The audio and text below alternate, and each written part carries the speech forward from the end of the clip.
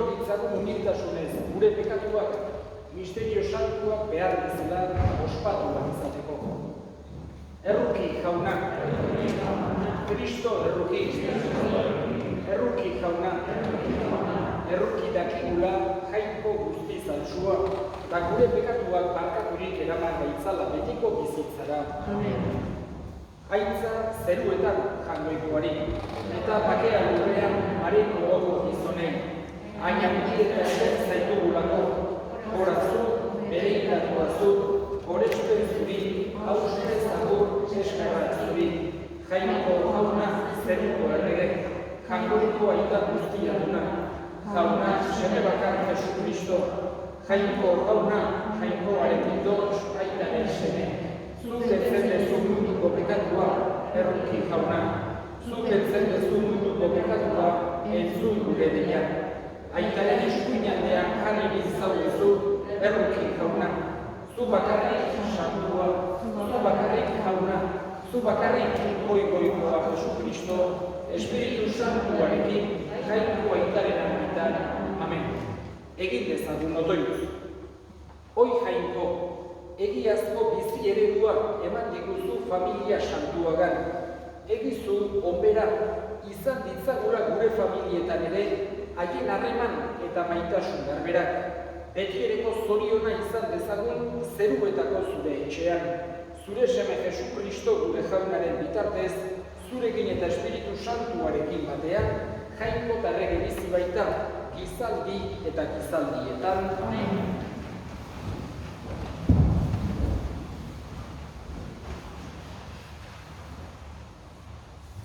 Lectura del libro del Eclesiástico.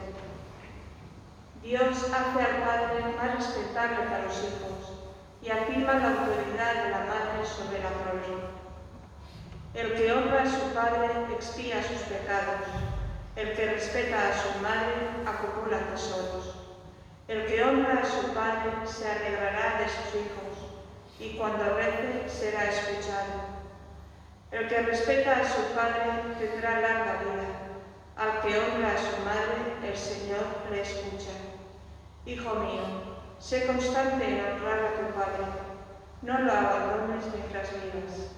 Aunque chochee, ten indulgencia. No lo abochornes mientras vivas.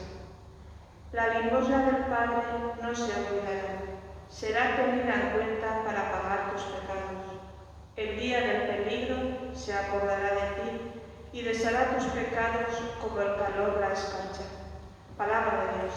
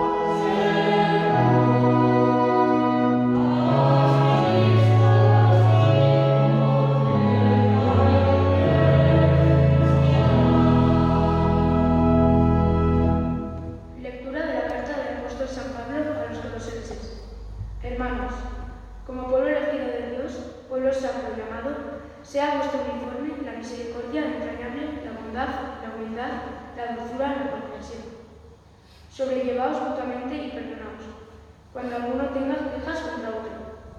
El Señor os ha perdonado, haced vosotros lo mismo. Y por encima de todo esto, el amor que es el unido de la unidad consumado. Que la paz de Cristo actúe de árbitro en vuestro corazón. A ella habéis sido convocados en un solo cuerpo. Y celebrad en la acción de gracias la palabra de Cristo habite entre vosotros en toda su riqueza. Enseñaos unos a otros con toda sabiduría, exhortaos mutuamente. Cantad a Dios, dadle gracias de corazón, con con salmos, himnos y cánticos inspirados. Y todo lo que de palabra o de obra realicéis, sea todo en nombre de Jesús, ofreciendo una acción de gracias a Dios Padre por medio de la palabra de Dios. Te alabamos, Señor.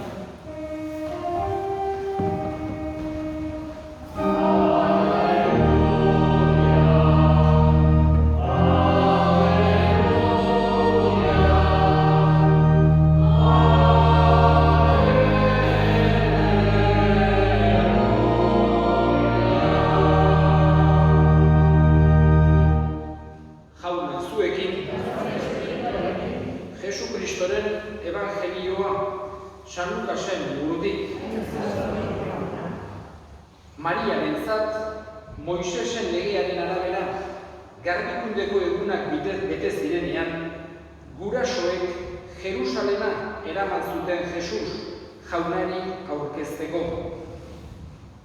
Dena jangoikoaren legeak agintzen duen bezala bete zutenean, Galileara itzuli ziren, beren herri Nazareta. Aurra hazitzen eta indartzen ari zen, eta jakinduriaz betetzen, eta jangoikoaren grazia arekin zegoen. Jaunak esana.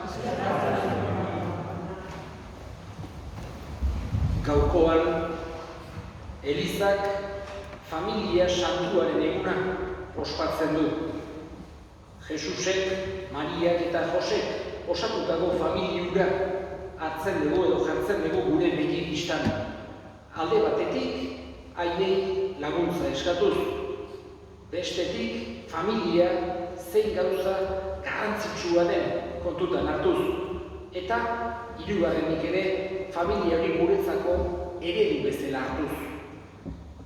El día de la Sagrada Familia que estamos celebrando hoy, en el que se nos ha recordado este evangelio en el que fueron con Jesús al templo cuando tenía 12 años. Es uno de los pocos momentos, digamos, de la infancia de Jesús que aparece en los evangelios, exceptuando el nacimiento, etcétera, o la huida a Egipto, digamos, exceptuando ese principio. Luego, lo que se llama la vida oculta de Jesús, los primeros 30 años, aparecen poquísimas cosas en los evangelios, y una de las pocas, y seguramente la más importante, es esta, cuando acuden María y José con Jesús al templo con 12 años.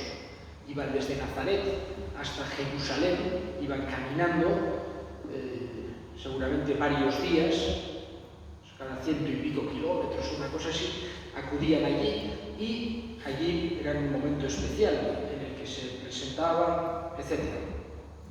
Y sin duda son momentos que tenemos que ver como lo importante es el amor que tenían José y María y Jesús entre ellos. Por eso, por un lado, como decía al principio, en este día de hoy, nuestra oración en el ambiente de la Navidad, en estos 8 días en que celebramos casi como si fuese el mismo, nuestra oración se dirige a Jesús, José y María, a esa Sagrada Familia, pidiéndoles su ayuda, pidiéndoles su fuerza, pidiéndoles su gracia.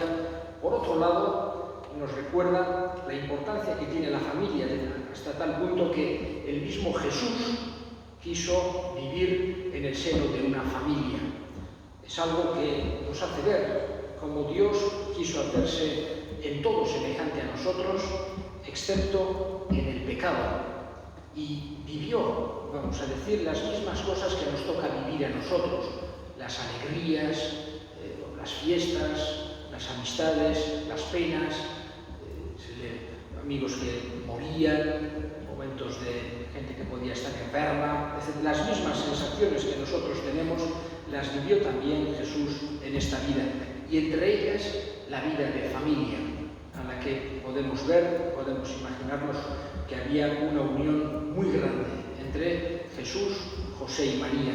Y por eso también, digamos, que ponemos delante de nuestros ojos a la familia de Nazaret, además de para darnos cuenta de la importancia tan grande que tiene la familia como modelo para nuestras familias, como modelo para nuestra sociedad. Una cosa que aparece cantidad de veces en la doctrina social de que enseñan los papas en las encíclicas, en las que nos hablan vamos a decir, de la inspiración del Evangelio en nuestra sociedad, es siempre esa importancia y esa función tan importante social que tiene la familia. De manera que es un espacio que, sobre todo, ante los más débiles, los más necesitados, es un auténtico colchón social. La familia que acoge, que ayuda, tanto personas que están enfermas, los niños pequeños, las personas que están mayores. La importancia que tiene la familia es crucial para la sociedad, de tal forma que suele ponerse en la doctrina social de la Iglesia una comparación, que la familia es a la sociedad como la célula es al cuerpo humano. Mientras están las células fuertes, sanas, también el cuerpo está sano. Y es un poco lo que en este día de hoy tenemos un poco en la vista. Y finalmente, el modelo vamos a decir, de esa familia, de la Sagrada Familia, de Jesús, José y María, sobre todo, imaginamos, porque tampoco aparece mucho en el Evangelio, pero imaginamos ese ambiente tan bonito que tendrían entre ellos, seguramente de alegría, de humor, de ayuda mutua, de tratar de hacer más llevadero las cosas de cada día unos a otros. José trabajando de carpintero, Jesús seguramente le ayudaba, la Virgen María también, y todo ese ambiente que tendrían, les pedimos que también lo tengamos nosotros y esté en nuestras familias.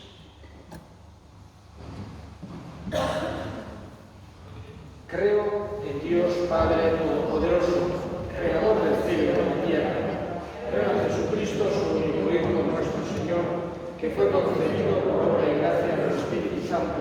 Nació de Santa María Virgen, padeció por poder de Poncio Pilato, fue crucificado, muerto y sepultado, descendió a los infiernos, al tercer día resucitó entre los muertos, subió a los cielos y está sentado a la derecha de Dios Padre Todopoderoso. Desde allí ha de venir a juzgar a vivos y muertos.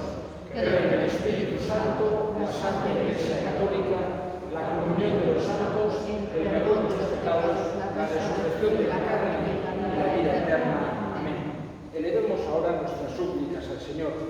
En este día de la Sagrada Familia pedimos por todas las familias de nuestras parroquias para que Dios les ayude, para que se mantengan en la unidad, en el amor, en la fe. Roguemos al Señor. Pedimos también por nuestros difuntos en esta Santa Misa, encomendamos de una forma especial a Emilia y a Tomás, para que Dios los tenga en su gloria, para que desde allí intercedan por nosotros. Roguemos al Señor. Escucha, Padre, la oración que te dirigimos por Cristo nuestro Señor. Amén.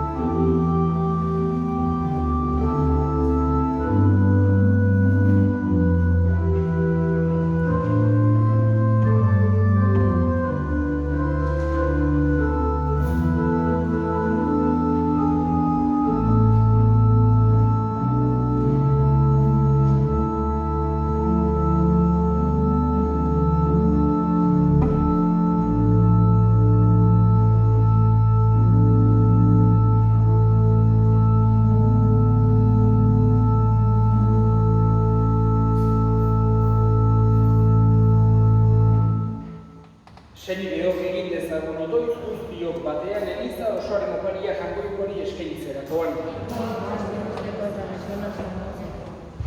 Bakezko oparia uzuri eskaintzean jauna apal-apal eskatzen ditugu, Jainkoaren ama Birjinaren eta Jose Santuaren oroitzari esker, gure familiak bizi daitezela sendo zure adiskiretasunean eta bakean Jesukristo gure jaunaren bitartez. Jauna zuekin, gora bihotzak, eskerrak jangoiko gure jaunari. Egokira bai eta zuzen bidezko eta salbagarri, nornahi eta beti guk zuri eskerrak ematea jauna, aita guztiz, santu jangoiko alguztidun beti ereko horri. Gizon egin denitzaren misterioan, zure aintzaren argi berria sortu da gure bihotzetan, eta orain, jainko agerian ezagutzen degularik, berak garamatza ageri ez direnak maitatzera. Horregatik, aingeru eta goi aingeruekin, ahalmen nagusitza eta zeruko talde guztiekin, zure aintzari goratzarri hau, beti eta beti abesten diogu.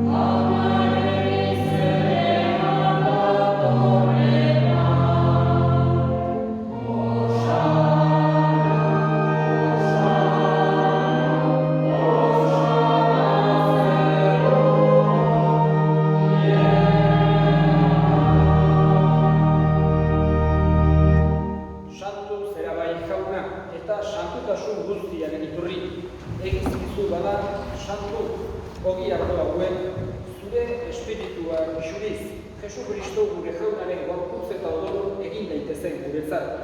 Berak, saldu zutenean eta bere gogoz gurutzera zikoala ogi hartu, eta eskerrak emanez aditu zuen eta bere ikaslei eman zien esanez. Hartza zuen eta jan guztio kontatik, hau nire gorputza data zuentzat emango dena.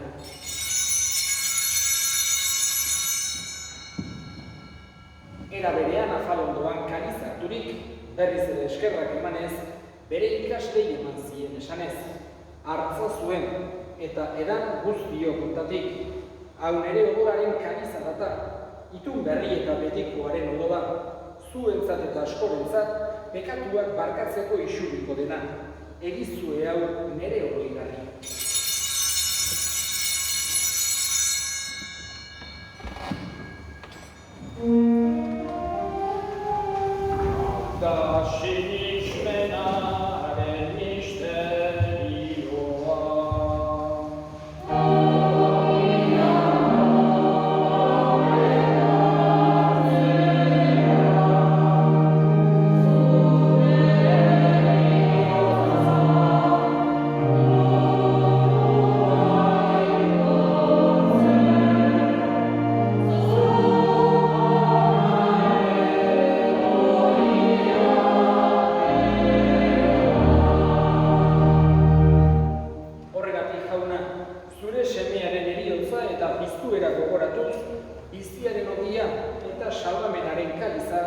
Eskaintzen dizkizugu zuri eskerrak emanez, aldarean zure sarritzari onartu behituzulako, eta apalik eskatzen dizugu Kristoren gorputza eta odola hartzen ditugunok, Espiritu Santuak bat egin deitzala.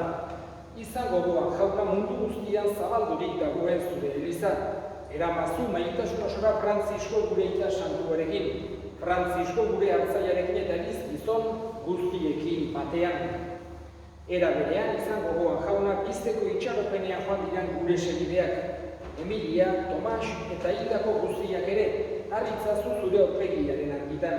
Errukizak izkindu arren, guk guztiok betiko bizia irits dezagun, jangoikoaren ama Maria Birjina Toatsuarekin.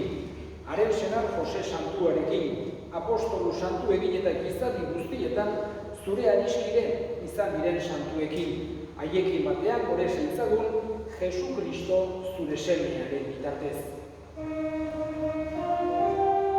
Honen bitartez, honekin eta honengan, zuri aita jangoiko alguztidun horri, Espiritu Santuarekin batean, ospeta aitza guztia, gizaldi eta gizaldi guztietan.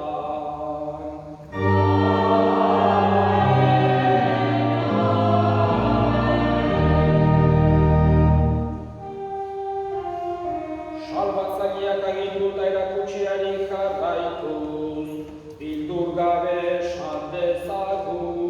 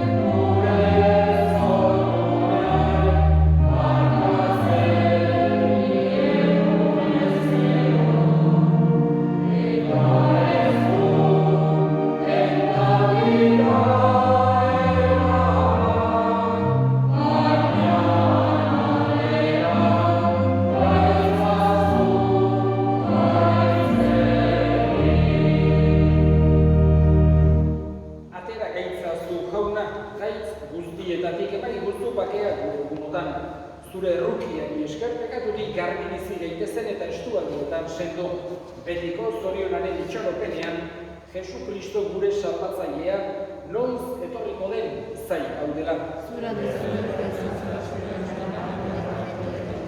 Jesu Kristo gure jauna zuk esan da apostoluei pakea uzten dizuet nire pakea ematen. Begira zure elizaren sinismenari eta ez gure pekatuei, eta zure gogoaten bezala eman jozu elizari pakea, eman batasuna, errege bizi baizera, gizaldi eta gizaldietan, jaunaren pakea beti zuekin. Eta eskurik eman gabe eman jozure pakea ekarri. Oh